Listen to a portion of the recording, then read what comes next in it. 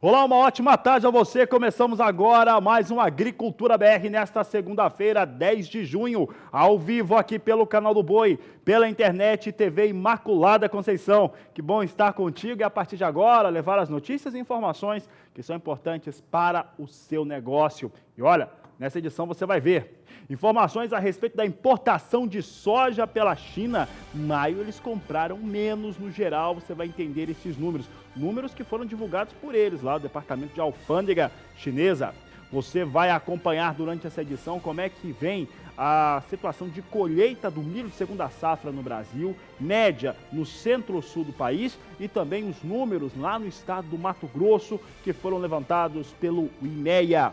Nessa edição da Agricultura BR, você vai saber um pouco sobre a pontuação do que pode ocorrer em relação ao crédito para a agricultura, para a pecuária, após a aprovação da reforma da Previdência. Você vai entender como é que ficam esses dados.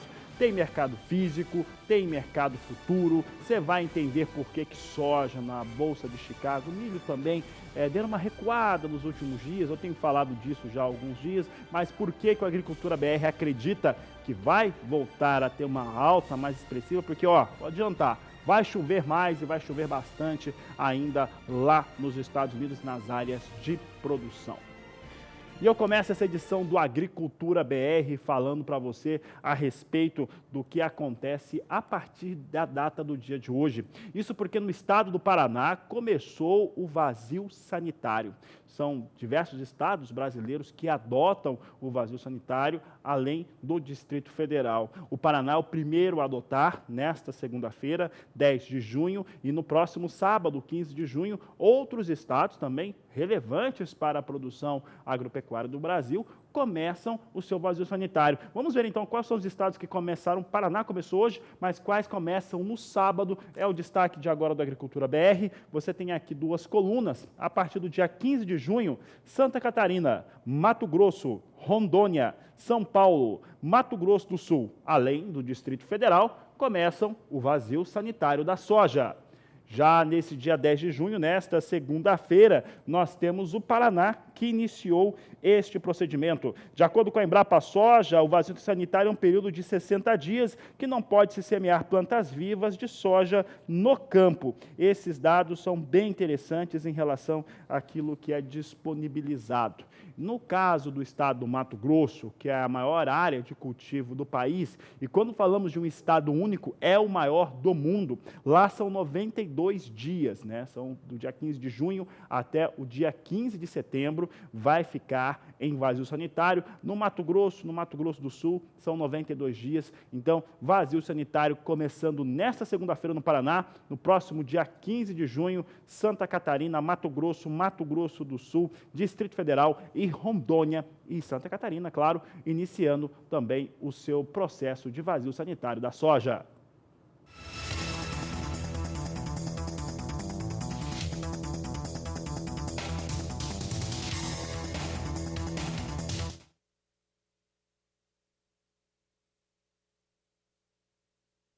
Falamos agora do impacto do desenvolvimento tecnológico sobre as áreas de produção e os resultados sobre as áreas de cultivo da soja. Isso tudo aconteceu num fórum tecnológico que discute os principais fatores para o desenvolvimento da oleaginosa. Quem traz as informações é o repórter Vinícius Souza. Inovação, tecnologia e performance, caminhos para a alta produtividade da soja. Para a gente entender um pouco mais sobre esse assunto e um dos temas que foram debatidos durante o 4º Fórum Tecnológico da Soja aqui em Maracaju, nós vamos conversar sobre os impactos das recentes inovações genéticas no manejo da cultura da soja com o Antônio, que está aqui do meu lado. Muito obrigado pela sua participação. O que foi abordado durante a sua palestra, Antônio? Então, nós trouxemos informações sobre duas tecnologias para a cultura da soja que vêm ser auxiliares no controle de dois grandes problemas da cultura da soja, que são o percevejo e a ferrugem. Então, a tecnologia Shield, ela confere resistência à ferrugem asiática da soja. Então, são genes não transgênicos incorporados nas cultivares altamente produtivas que auxiliam no controle da ferrugem. E a tecnologia Block também é não transgênica, que confere tolerância aos percevejos. Como que o produtor hoje tem se posicionado diante desses problemas que ele encontra durante a sua produção? O cenário, tanto para a ferrugem, como para o controle da ferrugem, como para o controle do percevejo, é um cenário meio complicado, em função de que, para as duas situações, nós temos uma pouca opção de princípios ativos para o controle e nós temos também uma eficiência de controle sendo reduzida em função de nós trabalharmos com uma cultura muito extensa e da criação de variabilidade, tanto de percevejo como dos fungos. Então, o cenário para o controle ele é nebuloso no curto, médio prazo.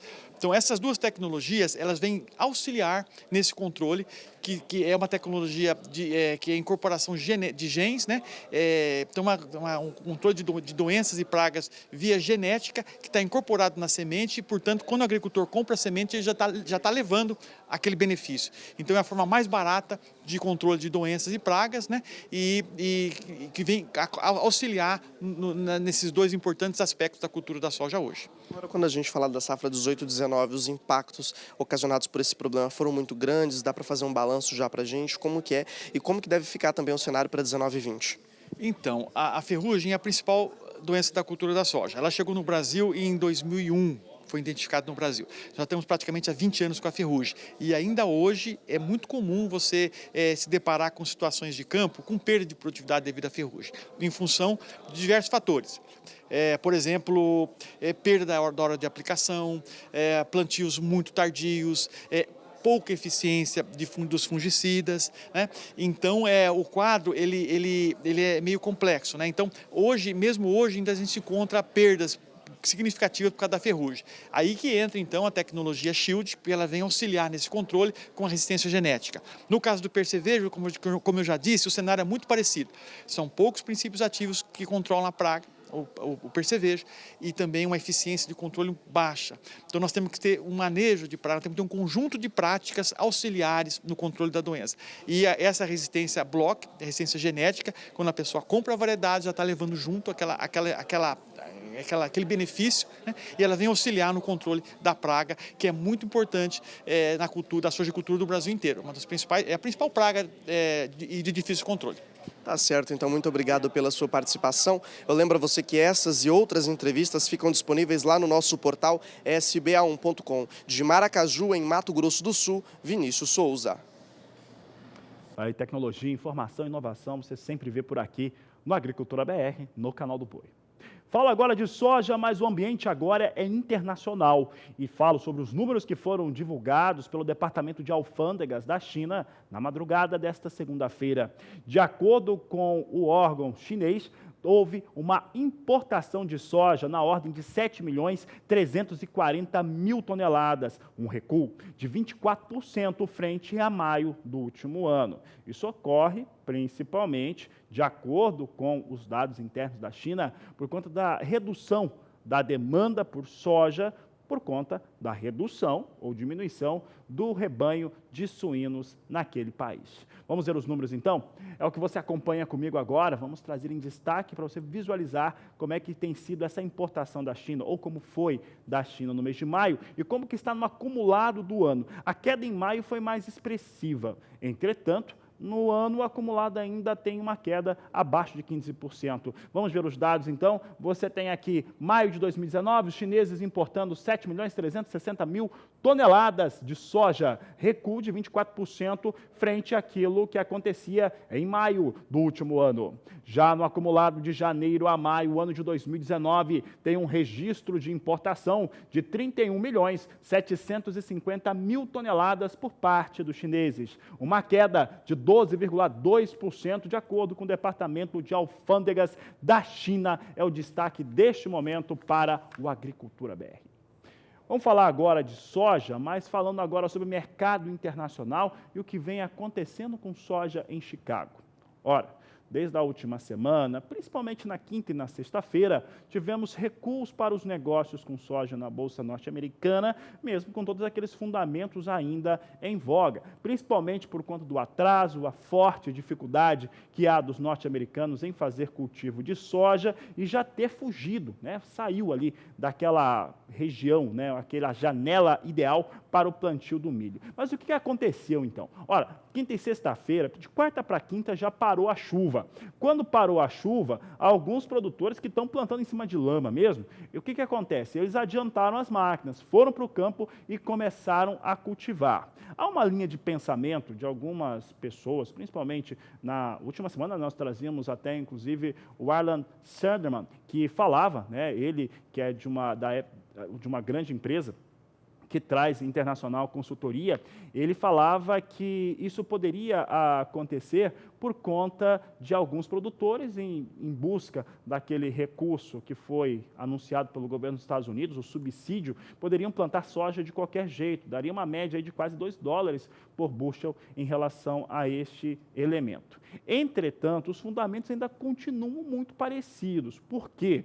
Porque vai voltar a chover nos Estados Unidos. Hoje, depois do fechamento do mercado, portanto, após as 17 horas, no horário de Brasília aqui no Brasil, teremos ali o anúncio, né, do acompanhamento de lavouras do Departamento de Agricultura norte-americano. E ele deve trazer ali uma adiantada no cultivo, entretanto, com muito atraso frente à média dos últimos 5 anos e também ao último ano. Que agora sim você confere comigo como é que está a soja em Chicago. Veja aqui na tela, nós temos hoje soja em Chicago recuperando um pouco das perdas, principalmente da última sexta-feira, posição de julho a $8,62 mais 4 por bushel, uma variação positiva de 6 centes de dólar. A posição de agosto a $8,68 mais 6 o bushel. Setembro, $8,76 por bushel. Novembro, que já chegou a ser negociado acima de 9, vem a $8,89 mais 2 por bushel. Aqui eu não preciso nem dizer porque é importante estar de olho nesses números, eles impactam diretamente em torno daquilo que acontece com soja negociada nos portos brasileiros e também no mercado físico nacional. Um outro elemento importante que nós sempre destacamos é em relação ao dólar. E o dólar, ele vinha ali com leves oscilações nas primeiras horas desta segunda-feira, vinha sendo impactado, ou pelo menos sob influência do mercado externo, que vem, de certo modo, numa calmaria, também de olho aqui no avanço da reforma da Previdência, e claro, também teve aquela questão ali de vazamento ilegal de conversas do ministro Sérgio Moro, que acabou influenciando também um pouco, ou vinha influenciando um pouco o dólar. Para falar um pouco a respeito do dólar, lembrando que hoje, mais cedo, o Banco Central Brasileiro divulgou a pesquisa Focus, trazendo nova redução para o crescimento do PIB. Eu converso agora com Walter Pulga Júnior. Antes de conversar com o Pulga, vamos fazer o seguinte, deixa eu mostrar o dólar, vamos ver como é que está o dólar antes, é o que eu vou acompanhar agora. Deixa eu colocar na tela, pode deixar do jeito que está. Dólar, neste momento, vem a R$ 3,87 mais 1, a queda é leve de 0,15% para a moeda norte-americana. Agora sim, vou falar com o Pulga, pode voltar aqui para o estúdio. Pulga, dólar vai caindo de leve no dia de hoje, está recebendo ali influências tanto do mercado interno quanto externo. O que esperar para esta segunda-feira, para este início de semana? Boa tarde, seja bem-vindo. Boa tarde a você, boa tarde a todos. Olha, o dólar tende mesmo a continuar o movimento de baixa, viu, Fabiano? Os analistas do mercado de câmbio acreditam e muito que o dólar deve mesmo retornar à faixa de 3,80, até mesmo a R$ 3,70. Mas diante de algum tumulto político que sempre surge em Brasília, hoje o mercado já abriu com uma forte alta, né? O dólar passou de R$ 3,89 logo na abertura dos negócios. Em seguida retomou aquela trajetória, vamos dizer assim, ainda de alta agora há pouco, né? Acima de 13,87, perto aí de 3,88, mas a alta era bem leve, era alta de 0,04%.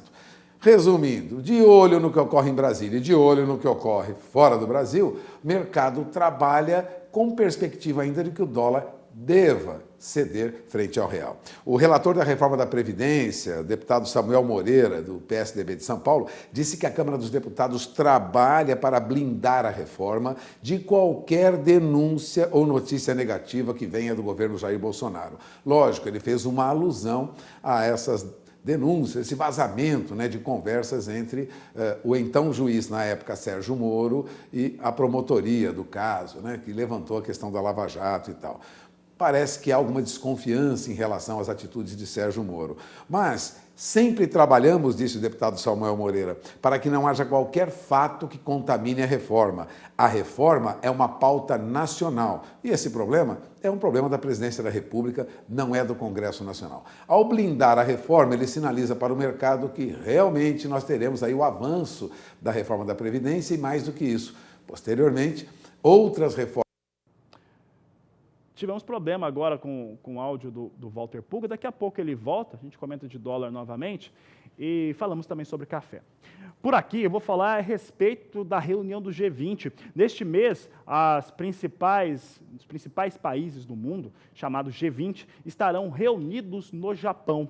E ali há uma grande expectativa em torno de uma nova conversa entre norte-americanos e chineses. O fato é que essa situação, que inclusive chegou a ser comentada pelo presidente dos Estados Unidos, Donald Trump, na página no Twitter, de que voltaria a conversar com Xi Jinping, não está confirmada. Inclusive, os representantes chineses foram questionados se isso vai acontecer e eles não confirmaram, mas também disseram que estão abertos à conversa. Portanto, não há uma marcação, não tem nada agendado em relação a uma conversa entre Donald Trump e Xi Jinping da China para falar a respeito do que pode acontecer em relação a esse acordo comercial entre os dois países, um acordo que ainda não saiu.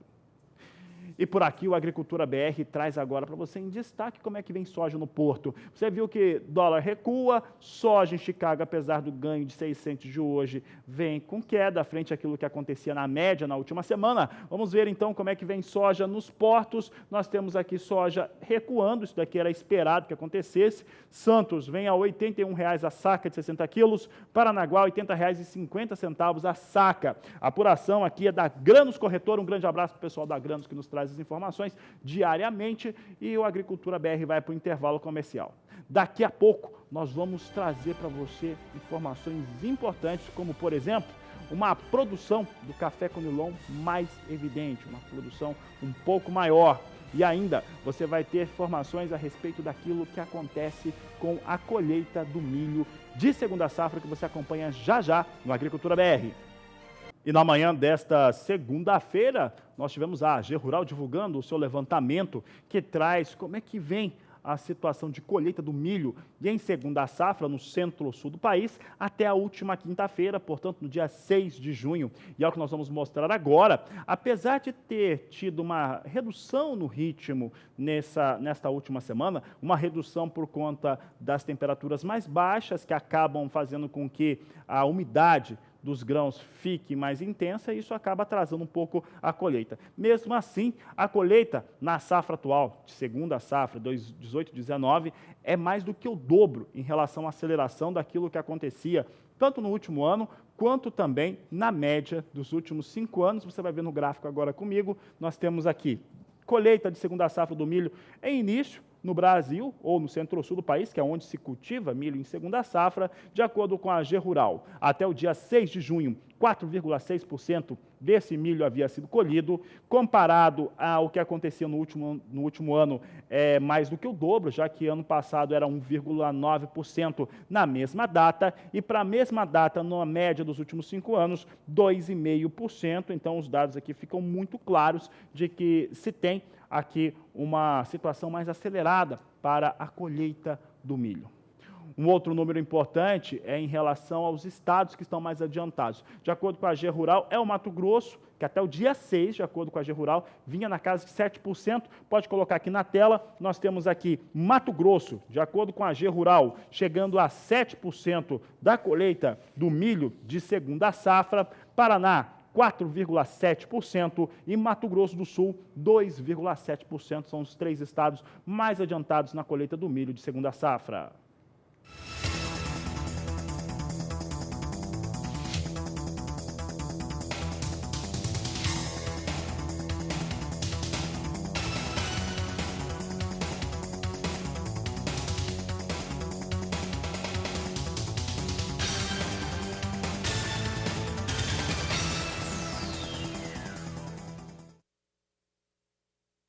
E agora trazemos os dados do Instituto Mato Grossense de Economia e Agropecuária, o IMEA, para a colheita do milho em segunda safra. Os números do IMEA, eles trazem o levantamento do que aconteceu na colheita no estado até a última sexta-feira, portanto, 7 de junho. Vamos ver os números então? Nós trazemos aqui IMEA com colheita de milho. Você vê aqui que, de acordo com o IMEA, a colheita no Mato Grosso já alcançou 8,6% até a data do dia 7 de junho.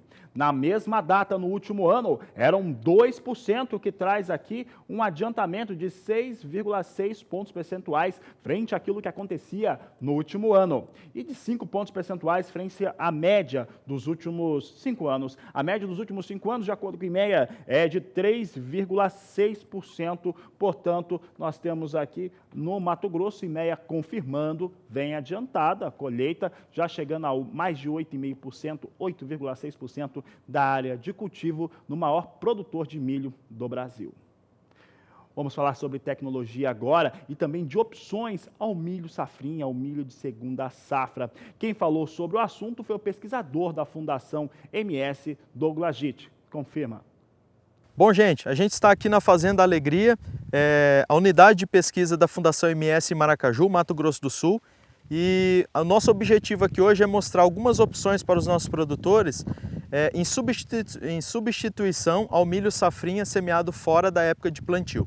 Então, o trabalho aqui foi semeado no dia 29 de março.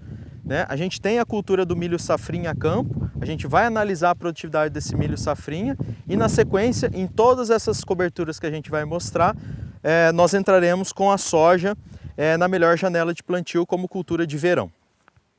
A primeira opção para os nossos produtores é a opção de cultivo de braquiária em solteiro. Né? A taxa de densidade de semeadura está em torno de 5 kg de semente, ou aproximadamente 300 pontos de IVCs por hectare. Chama a atenção que a formação dessa braquiária, como outono e inverno, teve alguns problemas em função da incidência de plantas daninhas. Uma outra sugestão e que reduziu a infestação de plantas daninhas nessas áreas é a consorciação de braquiárias com espécies leguminosas.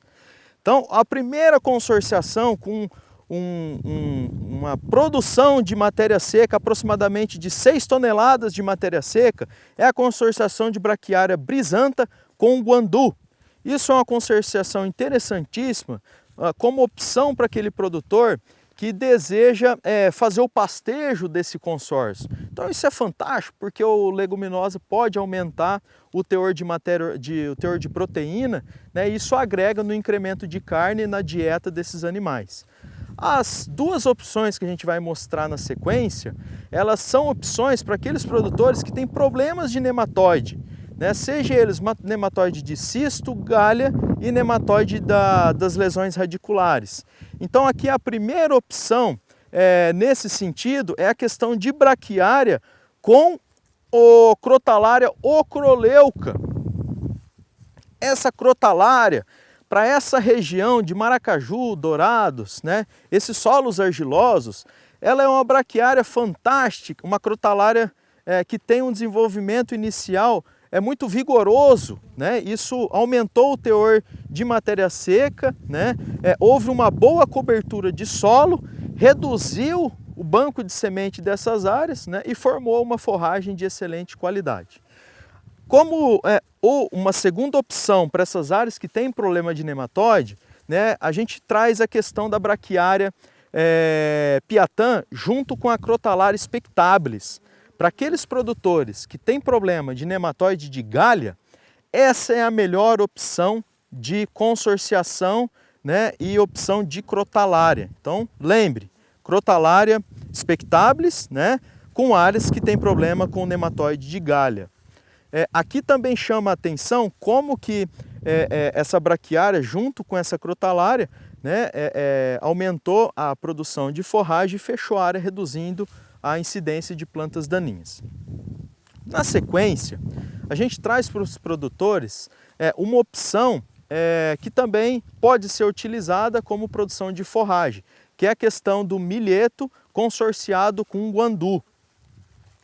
A maior produção de matéria seca de todos os consórcios que a gente analisou está aqui. Então, a gente está com uma produção aproximadamente de 10 toneladas de matéria seca com essa consorciação. O milheto é fantástico no desenvolvimento inicial, abafamento de plantas daninhas. O guandu veio com sucesso em linhas intercalares, com plantio com semeadora TD, né, intercalando as linhas de semeadura. Então eu tinha uma linha com milheto e a linha na sequência com guandu, né, o espaçamento entre linhas em 17 centímetros. Logo na sequência, outras opções que a gente traz para os produtores é a questão de se trabalhar o nabo forrageiro com aveia. Essa consorciação, o nabo forrageiro, ele abafou, né, até certo ponto a aveia, e na sequência ele teve um desenvolvimento muito vigoroso com uma boa produção de matéria seca. O interessante dessa cultura é áreas que a gente tem problemas de compactação. Então eu gostaria de mostrar aqui para vocês como que o sistema radicular dessa cultura é vigoroso, né, e isso auxilia, né, na melhoria física de solo. Na sequência, a última opção que a gente traz para os produtores é a utilização do consórcio trigo-mourisco com guandu. Né? O trigo-mourisco ele tem uma capacidade muito positiva na questão de melhoria da agregação de solo, né? Melhoria da atividade biológica, com foco principalmente em fungos micorrízicos. Né? Então a gente, ao arrancar a planta, a gente percebe que vem um volume muito bom de solo, né, junto com o sistema radicular. Então isso mostra para nós que ele tem uma capacidade de agregação de solo muito interessante. Bom, para finalizar, são essas as opções que a gente está conduzindo o trabalho. A gente vai conduzir esse trabalho por 3 anos e o nosso objetivo é verificar o quanto que inserindo essas opções de outono e inverno vai acrescentar na produtividade da soja aos nossos produtores. Fala agora de milho, só que no ambiente internacional, como é que vem os negócios para o cereal nos Estados Unidos. O fundamento em relação ao milho, que também perdeu um pouco de força no final da última semana, é o mesmo para a soja. Houve uma certa melhoria, ou pelo menos parou de chover um pouco nos Estados Unidos na quinta e na sexta-feira. Isso fez com que muita gente acelerasse o plantio, o cultivo da cultura, e isso fez com que mexesse com Chicago. Mas eu volto a lembrar, vai chover de novo. Veja só, temos aqui milho hoje andando na estabilidade. Posição de julho a 4 dólares 15 centes mais 2 o bushel, setembro 4 dólares 23 centes mais 4, dezembro 4 dólares 33 centes mais 4 por bushel e a posição de março de 2020, 4 dólares 42 centes mais 2 por bushel. São os negócios que temos agora com milho na Bolsa Norte-Americana. Vamos falar agora da Tecnofam, que é um evento tecnológico voltado para a agricultura familiar e que acontece já há 4 edições e a próxima está marcada para abril de 2020, na sede da Embrapa Agropecuária Oeste, em Dourados, no interior do Mato Grosso do Sul. É o que você vai conhecer agora na reportagem de Kylie Rodrigues. Eu estou com o pesquisador da Embrapa Agropecuária Oeste, Márcio Ito. Nós vamos conversar com ele a partir de agora sobre o Tecnofam 2020. Esse evento trata de quê? Então, Kylie, como comentei, a Tecnofam 2020 é um evento voltado para a agricultura familiar. Nele vão ser apresentadas todas as tecnologias, as inovações, tanto em ferramentas de manejo, implementos, máquinas agrícolas, para esse público aqui do Mato Grosso do Sul e outros estados também, inclusive outros países, né, pensando no desenvolvimento sustentável da agricultura familiar nessas regiões. E aí a Embrapa ela apresenta as principais tecnologias direcionadas ao pessoal da agricultura familiar. Isso, cara. A gente já começou esse trabalho, né, com um pouquinho mais de um ano, a gente já começou as articulações para trazer tudo que a Embrapa tem de tecnologias para a agricultura familiar e não só a Embrapa, todos os nossos parceiros de implementos, máquinas, universidades, escolas, todos os parceiros trazer o que tem de melhor para o público da agricultura familiar dentro da Embrapa de Dourados, em abril de 2020. Será a 4ª edição. A Tecnofan, eu acredito que se consolidou em 2018, a gente realiza ela nos anos pares, né, na 3ª edição, onde a gente já apresentou muita novidade, muita ferramenta. A gente teve um público em 2018 na faixa de um pouco mais de 1.000 pessoas por dia, e para 2020 a gente está estimando na faixa de 1.500 pessoas por dia de evento, totalizando 4.500 pessoas. Hoje em dia falamos muito em tecnologias aplicadas no campo, acaba sendo uma oportunidade. Com certeza, é a oportunidade de você estar indo lá, conhecendo, levando essa informação, né? Essa tecnologia que eu chamo que seria o saber, né? Que tem uma diferença entre o saber e a sabedoria, né? Então, o saber você vai estar tendo lá, a informação, o conhecimento que deve ser sempre compartilhado com todas as pessoas. E vai caber a cada um de nós levar esse saber para dentro da nossa propriedade e ter a sabedoria de aplicar aquilo para a melhoria do seu sistema de produção. Muito obrigada, pesquisador, pelas suas informações. De Campo Grande, Kylie Rodrigues.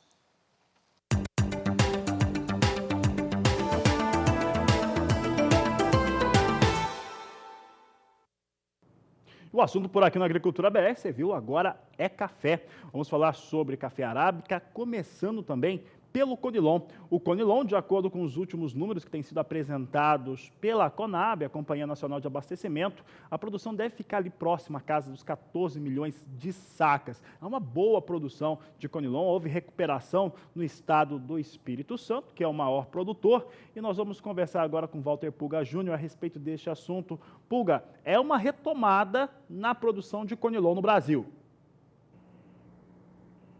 É sim, é uma retomada depois de períodos aí, né? 2015, 2016, 2016, 2017, fortes estiagens prejudicaram as áreas produtoras de café Conilon.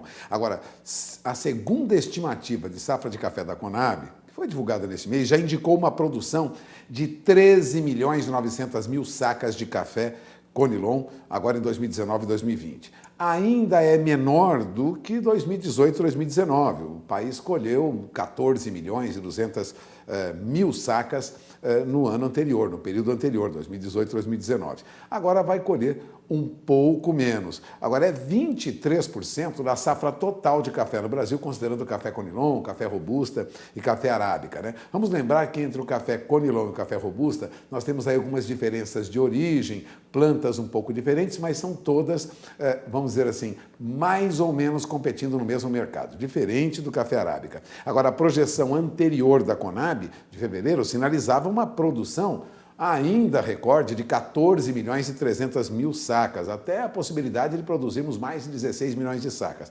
Agora, mais um levantamento da Conab apontando que nós teremos números inferiores a 14 milhões de sacas. No Espírito Santo, como você bem lembrou, é o principal estado produtor de café Conilon.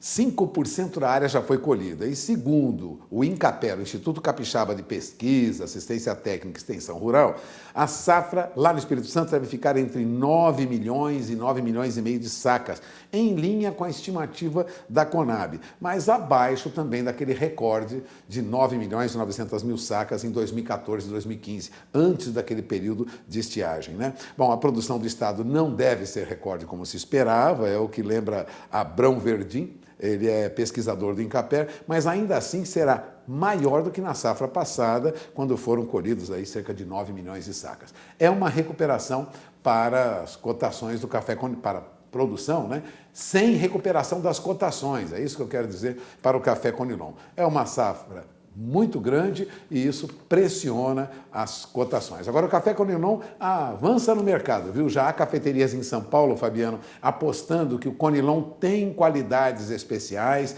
que também gera cafés especiais, cafés diferenciados. Já há quem aposte aí no aprimoramento do Conilon, né? Resultado das últimas pesquisas, seleção de plantas, tratamento cuidadoso do café Conilon, que sempre foi visto como um café inferior, vamos dizer assim, né? Ou, falando de outra maneira, a café arábica sempre era superior, o Conilon era inferior. Agora há uma defesa já no mercado de São Paulo de que o Conilon pode sim render bebida especial, com sabor diferenciado, ou seja, temos novidades aí pela frente. Mercado para o Conilon pode avançar rapidamente a julgar por esse trabalho que inicia agora, né, de seleção, vamos dizer assim, dos melhores, né, cafés da colheita de Conilon. É com você, Fabiano. Tá certo, Pulga, obrigado pela participação, uma boa tarde a você. E já que o Pulga está falando de Conilon, vamos saber como é que vem o café robusta negociado na Bolsa de Londres, referência importante para o Conilon aqui no Brasil.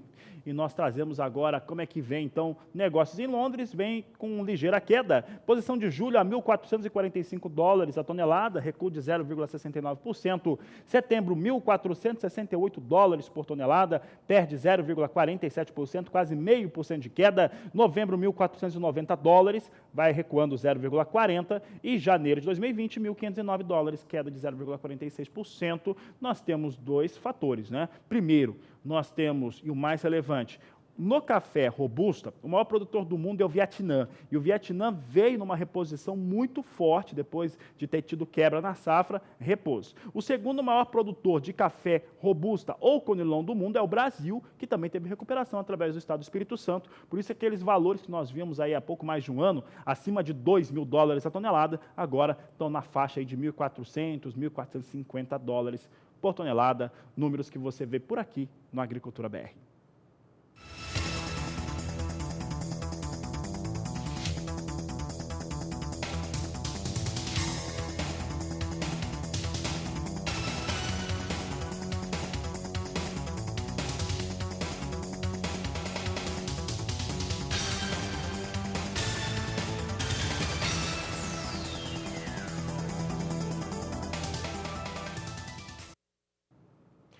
E a última semana até que fechou com uma certa recuperação para o café arábica negociado na Bolsa de Nova York, na plataforma Ice Filters. Vamos saber como é que vem os negócios aqui nessa abertura de semana. A informação que eu tinha da minha produção é que estava caindo. Vamos saber, está caindo mesmo. Você vê aqui a posição de julho, negociado 99 centes mais 40 a libra-peso. Setembro, $1, 1 cente mais 95 por libra-peso. Posição de dezembro, negociada a $1, 5 centes mais 50 por libra-peso. Março, $1, 9 centes mais 5 por libra-peso. Aqui nós temos aqui recuo hoje, as posições vão perdendo aqui em negócio, cerca de 1 cento de dólar, um pouco mais que isso, vão perdendo os negócios com o café arábica na Bolsa de Nova York. Isso vai muito com o humor também do câmbio, no caso do dólar. Dólar mais fraco, sobe o valor em Nova York, e também quando o dólar está mais intenso, né, eles acabam baixando em Nova York. É mais ou menos isso que vai acontecendo, vai perdendo parte do que ganhou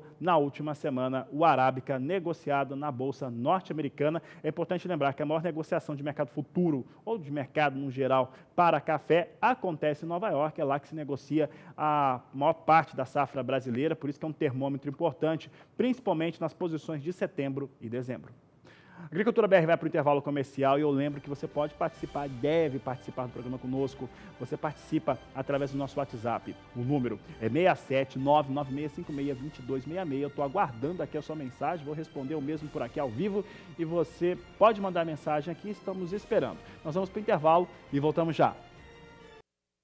E no Mato Grosso, a nossa equipe de reportagem acompanhou um dia de campo que mostrou as vantagens e o que tem sido feito em termos de melhorias para o processo de integração lavoura-pecuária. A reportagem é de Valdir Pacheco.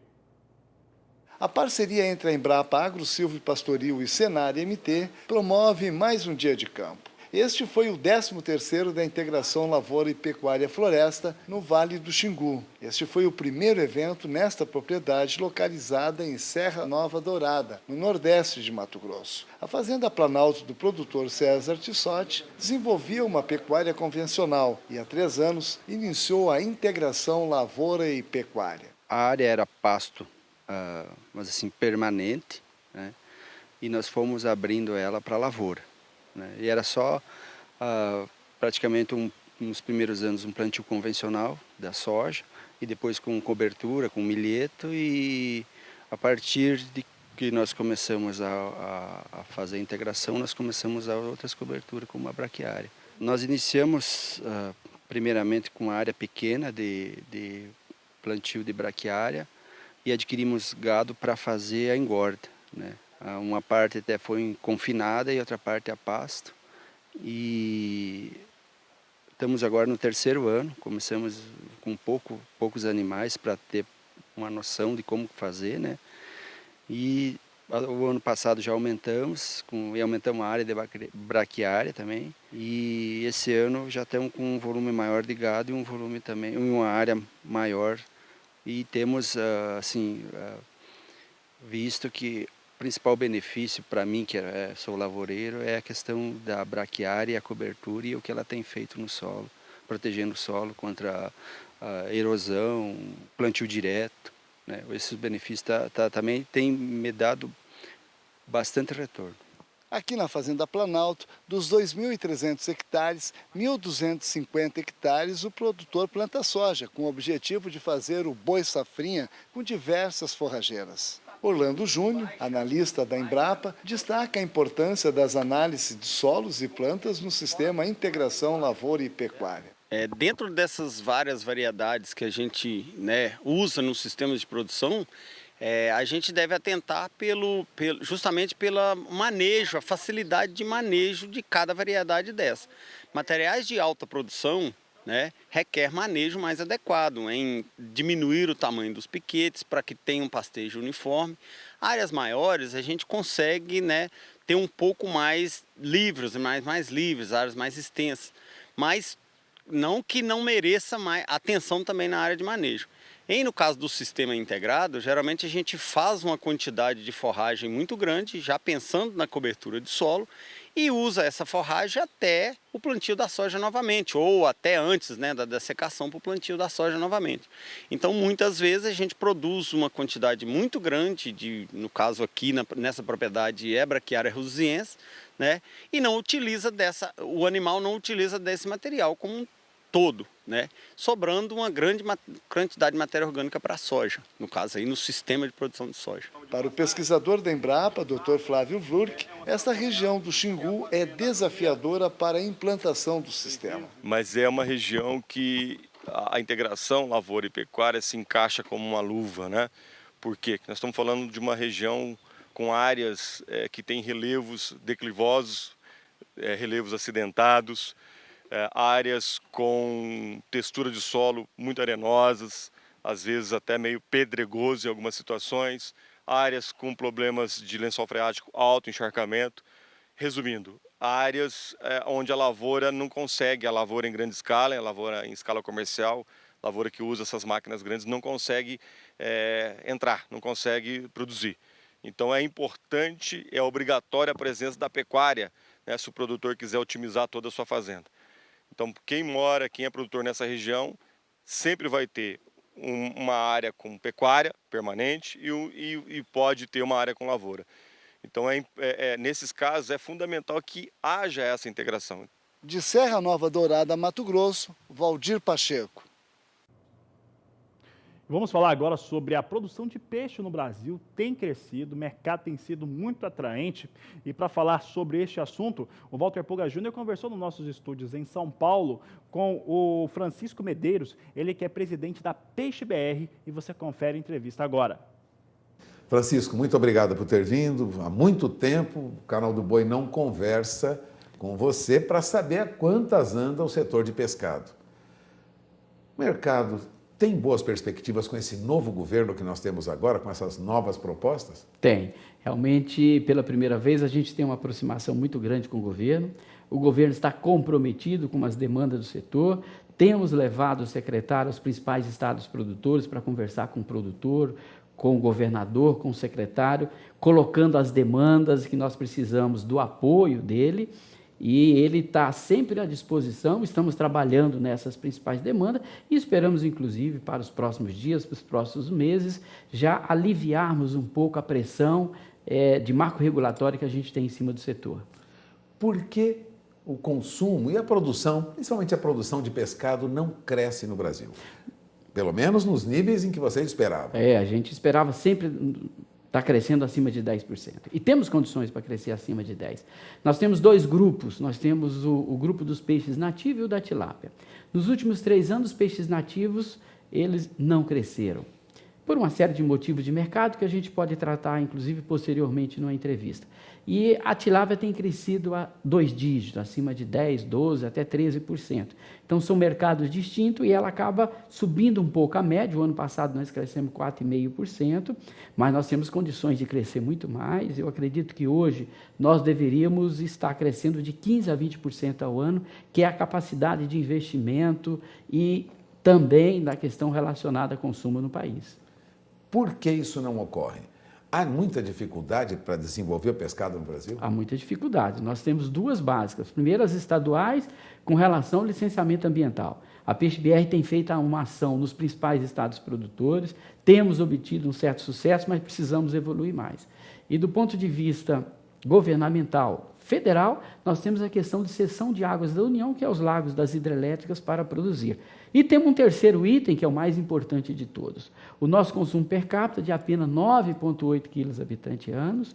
Nós perdemos para a África, ou seja, os africanos consomem mais peixe do que nós, e nós estamos nesse momento na Peixe-BR, junto com toda a cadeia produtiva, numa campanha que chama-se Coma Mais Peixe.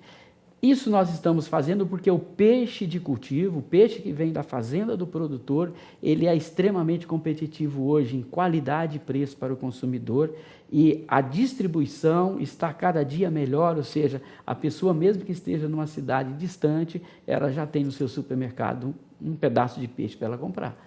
Para o produtor rural, que tende a migrar para outras atividades, nós temos aí incentivo à integração lavoura, pecuária, floresta, o pescado está também como uma alternativa para o produtor rural? Uma excelente alternativa, principalmente naquelas regiões que tradicionalmente são regiões produtoras de grãos. Ou seja, essas regiões, ela normalmente tem infraestrutura de insumos para a produção de grão. Agora, um fator importante que nós temos que levar em consideração é que esse negócio ele tem que estar atrelado ao negócio da indústria de produção de ração e à indústria de processamento, ou seja, do frigorífico. Isso é fundamental para que ele possa ter competitividade, porque somente um grão barato não lhe proporciona todas as condições para que o seu negócio tenha sucesso. Ele tem que ter infraestrutura. Resumindo, para o agro, é como alguém que vai plantar soja e o secador e o armazém esteja a mais de 400 quilômetros com estrada ruim. Quer dizer, produzir peixe e não ter frigorífico perto... pode não ser um bom negócio. Esse é um problema que deve ser equacionado por quem quer entrar nesse mercado. Com quem quer entrar nesse mercado. Por isso que hoje a própria Peixe-BR trabalha no sentido de sensibilizar mais empresário entrando no setor na área de processamento. Porque o produtor em si, ele legalmente não pode vender o seu produto para o consumidor. Pela lei federal, ele tem que passar por uma unidade com serviço de inspeção, seja uma inspeção municipal, estadual ou federal. Então, eu, produtor, necessito do frigorífico para vender meu peixe. Pescado no Brasil, e nós não estamos falando de pescaria extrativista, né? Ir lá no rio pegar peixe. Estamos falando de aquicultura, né? Ou seja, a produção de peixe em cativeiro para proteína diretamente ao consumidor. Bom, a perspectiva é boa para o pescado no Brasil? Muito boa, muito boa. Nós temos um consumo per capita de 9,8 kg habitante ano, enquanto que a média mundial é 20 quilos. Nós consumimos mais de 40 quilos de frango, e somar tudo dá quase 100 quilos de proteína, então nós temos uma boa perspectiva. Nós estamos, nesse momento, terminando essa questão do marco regulatório, seja estadual, e começando a trabalhar as questões relacionadas ao mercado, ou seja, é um desafio tão grande quanto o desafio do marco regulatório, da questão ambiental, da questão de águas da União, porque eu tenho que levar para o meu consumidor, que não está acostumado a comer peixe, que ele tem que começar a comer peixe, primeiro que é mais saudável, segundo que o preço é bom e terceiro que é mais fácil fazer peixe do que qualquer outro tipo de proteína animal. Respeitando vamos dizer, aquelas situações de logística que você disse, de processamento, pecuarista, produtor de soja, produtor de milho, ele teria vantagens em produzir pesca, produzir peixe? Teria uma vantagem pelo seguinte: primeira coisa, ele já tem acesso a crédito, ou seja, ele já tem uma negociação com o financiador dele, principalmente o banco. E isso é muito importante, porque o setor hoje trabalha com um mínimo de dinheiro de banco. E a gente precisa captar mais dinheiro no banco. Então, ele tem essa característica. Segunda característica, o produtor de grão no Brasil hoje é um cara que tem um aporte tecnológico muito grande. Ele assimila tecnologia e escala com muita facilidade. Então, o mais importante disso é que ele tem cultura para o agro. Bom, você acaba de ouvir aí Francisco Medeiros, presidente executivo da Peixe BR. Perspectiva é muito boa. E uma última pergunta. Os chineses estão de olho no nosso mercado, Francisco. Querem vender peixe para o Brasil. Querem um acordo com o Brasil para vender peixe. Os chineses vão invadir o mercado brasileiro? Olha, hoje eles já vendem bastante peixe para o Brasil. O que nós não temos condições de negociar com eles é a questão da tilápia. Porque a tilápia da China, ela é produzida a um preço muito inferior, é uma tilápia que não tem a qualidade do nosso produto, e o mais importante, né, a gente tem problemas sanitários sérios na China, principalmente uma enfermidade nova que apareceu aí, que chama TILV, mas nós temos que nos preparar. Hoje nós já temos empresas bastante competitivas em preço, eu acredito que nos próximos anos o mercado brasileiro não será atrativo para os chineses. Estamos trabalhando nesse sentido. Bom, agradeço mais uma vez Francisco Medeiros aqui conosco, presidente executivo da Peixe BR. Produtor é uma alternativa de negócio. De olho na informação. É com vocês em Campo Grande. Grande Francisco Medeiros falando sobre a produção de peixes. Daqui a pouco a Agricultura BR fala a respeito de mercado, disposição de recurso financeiro para a agricultura e para a pecuária brasileira, entre outros assuntos, depois do intervalo comercial. A Agricultura BR fala agora a respeito da disposição de recursos financeiros para a agricultura e para a pecuária e o que esperar, principalmente a partir da aprovação da reforma da Previdência em relação a câmbio, em relação a juros e também o crédito rural a taxas ou juros livres. É o que eu conversei com Pedro Fernandes, diretor de agronegócios do Itaú BBA. Confira.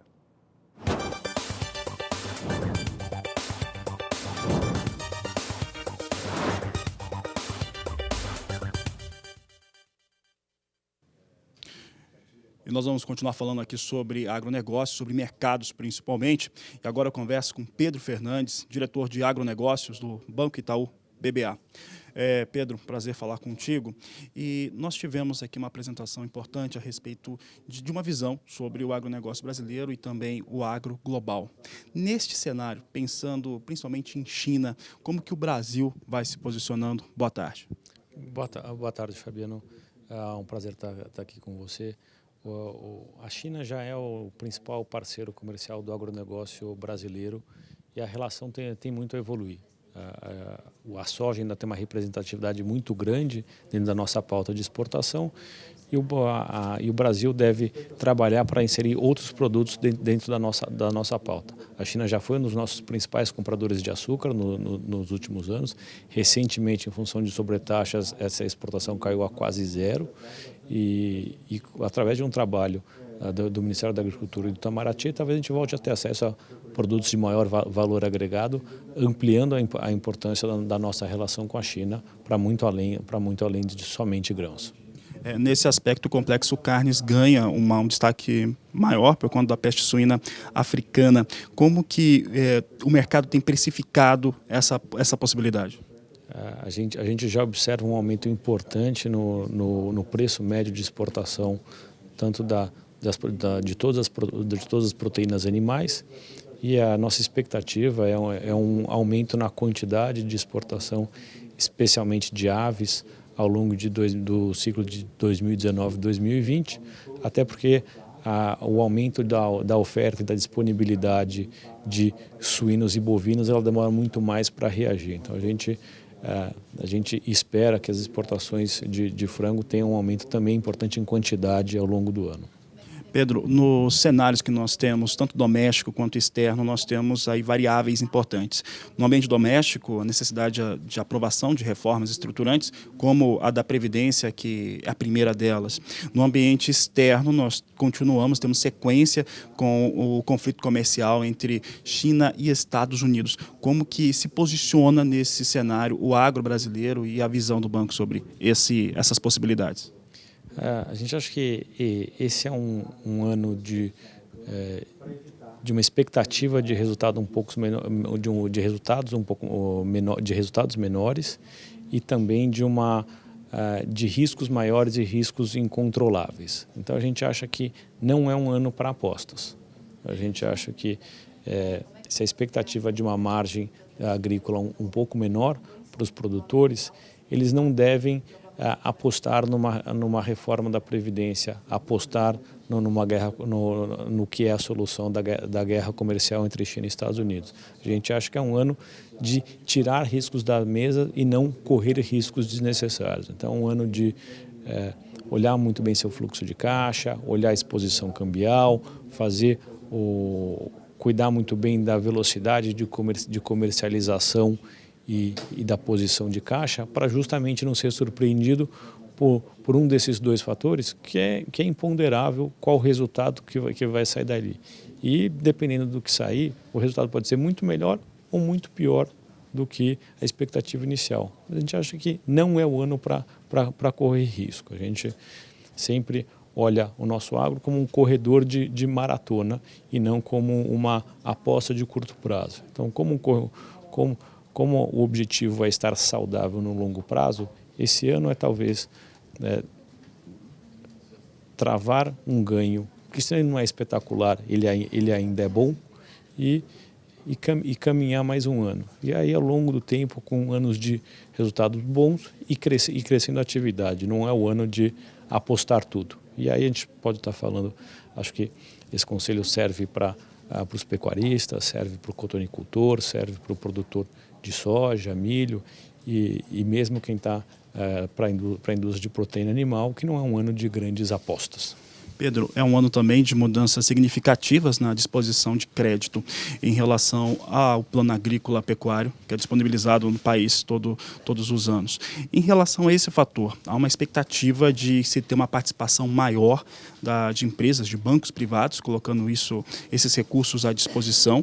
Há também, com a aprovação de reforma, eu gostaria que você comentasse isso, de uma taxa de juros menor no Brasil e um dólar operando na casa de 3,80 ou fechando o ano a 3,80.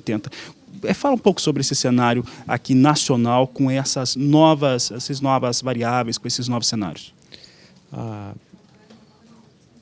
Acho que a gente tem que comemorar que o agro brasileiro ele não depende de recursos subsidiados para existir.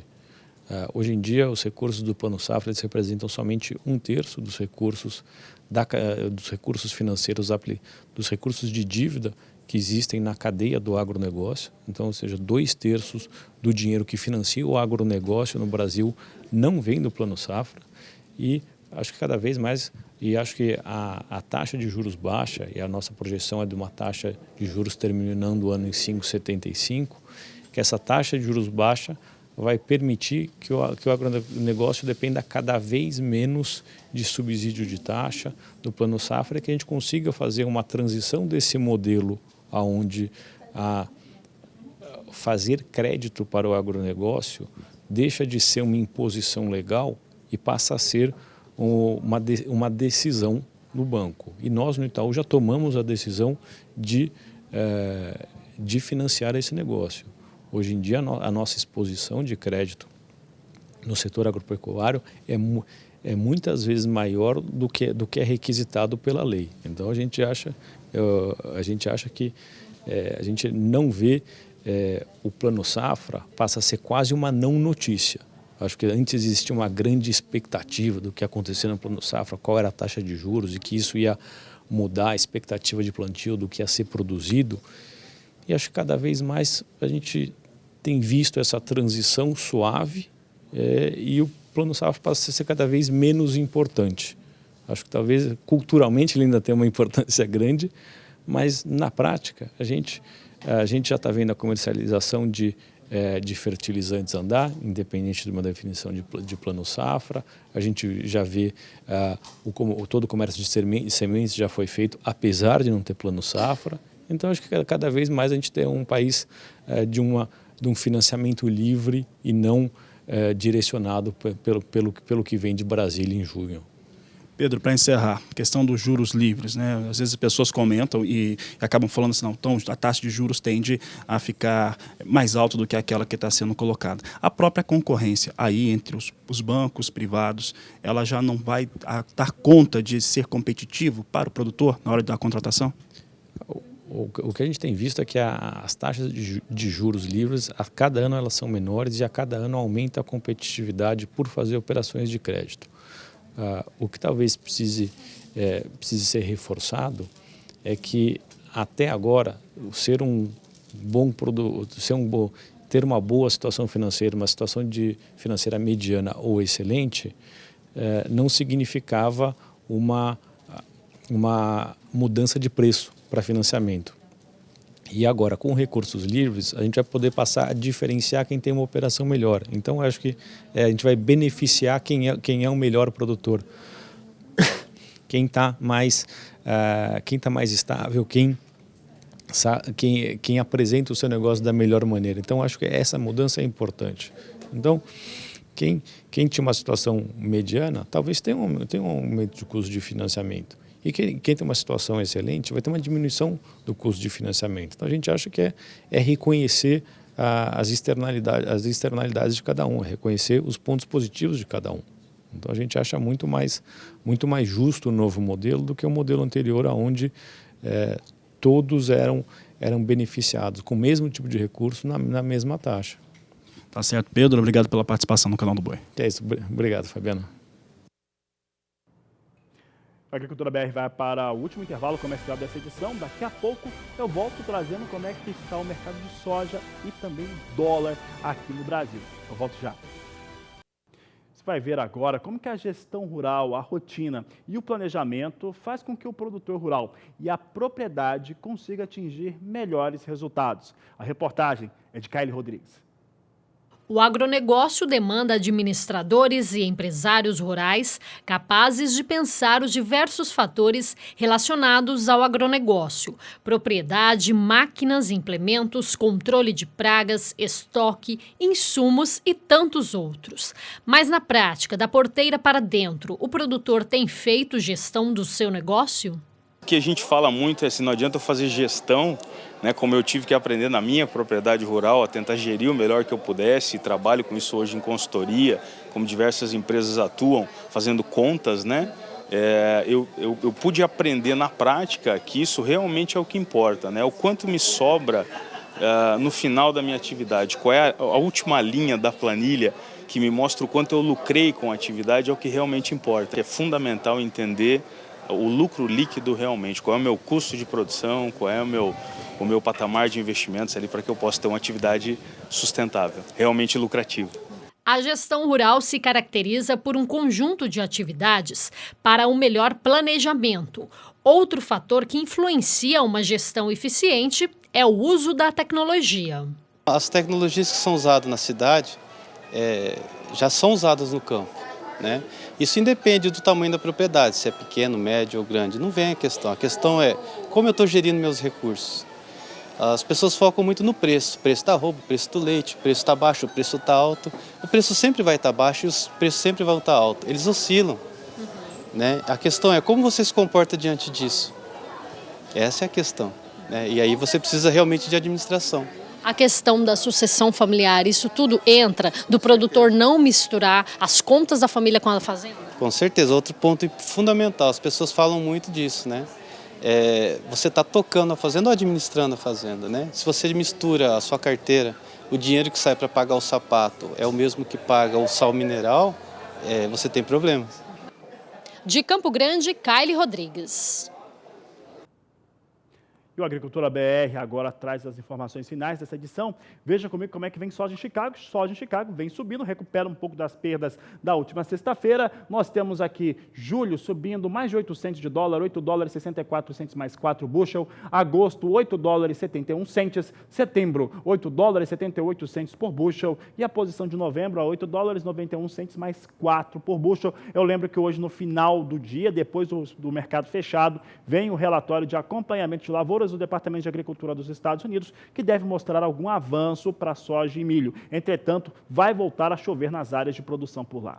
Rapidamente, vamos ver o dólar. O dólar vinha caindo mais cedo. Vamos saber como é que vem a moeda norte-americana agora. Nós temos o dólar comercial ao R$ 3,87 mais 2. A queda é de 0,13% para a moeda norte-americana. Bom, e com essas informações, essa edição do Agricultura BR vai ficando por aqui. Eu lembro que a gente se encontra em 3 horários. De manhã cedo, 5h30 da manhã, meio-dia e 10 e também às 17h20. A Agricultura BR, então, volta daqui a pouco. E eu lembro que este é o Agricultura BR, a inteligência, a transparência do agronegócio, sempre com você. A todos uma ótima tarde e até mais.